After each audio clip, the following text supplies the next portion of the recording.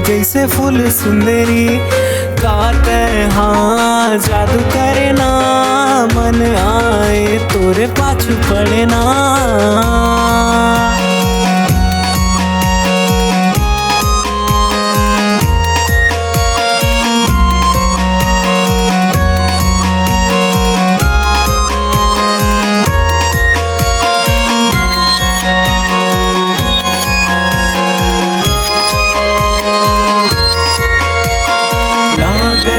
हवा जैसे भारी माया बढ़ी के ना, हमारे मन के ला फॉरएवर बन गे ना। धीरे धीरे माया हो गे मोला तोर संग माया, धीरे धीरे माया हो गे मोला तोर संग माया हो गे ना।